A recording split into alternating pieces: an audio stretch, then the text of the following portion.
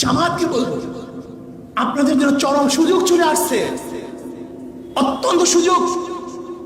হক্কানি ওলামায়ে কেরামের সাথে আপনাদের সাথে যে বিরূপ আছে, যে মতনৈক্য আছে, যেহেতু কালকে নির্বাচন নয়, নির্বাচনে একটু সময় লাগবে, সংস্কার করার পরে নির্বাচন হবে। কাজে আমি জামাতকে বলবো, হক্কানি ওলামায়ে কেরামের সাথে আপনাদের যে মতনৈক্য আছে, জলদি জলদি সেই মতনৈক্যগুলি দূর করে ফেলেন, আপসের মধ্যে এক হয়ে যাই।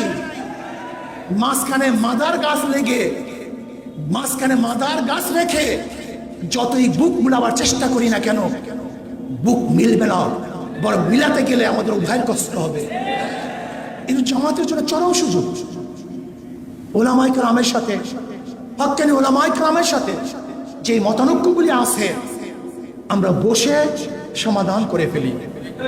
যদি আমাদের উপরে কোনো মতানৈক্য থাকে, প্রশ্ন থাকে, আমাদেরকে বলুন, আমরা ইনশাআল্লাহ সেই মতানৈক্য দূর করে সবাই ঐক্যবদ্ধভাবে এই বাংলাদেশে ইসলাম হুকুমত কায়েম করি, মানুষের অধিকার ফিরিয়ে দিই।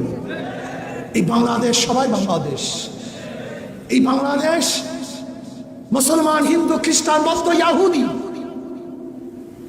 যারা এই বাংলাদেশের নাগরিক, তাদের জন্য সমান অধিকার বাস্তবায়ন করতে চাই। এখানে থাকবে মিডিয়া কর্মীদের সমান অধিকার, এখানে থাকবে রিক্সাওয়ালাদের সমান অধিকার, এখানে থাকবে জেলে তাঁতি, মজদুর, কুলি, ঋষি, কামার, যে যেখানে যেইভাবে জীবিকা নির্বাহ করে তাদের সমান অধিকার আমরা বাস্তবায়ন করতে চাই।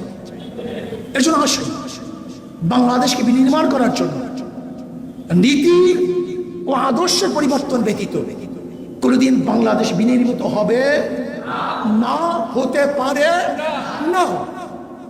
কাজে আমরা সম্মিলিতভাবে আদর্শ এবং নীতি চরিত্রকে পরিবর্তন করে বাংলাদেশকে গড়ার চেষ্টা করি, বাংলাদেশকে নির্মাণ করার চেষ্টা করি। সতর্ক থাকুন, সতর্ক থাকুন। প্রতি বিপ্লব ঘটাবার জন্য হাজারো চেষ্টা চলবে, চলতেছে, চলবে।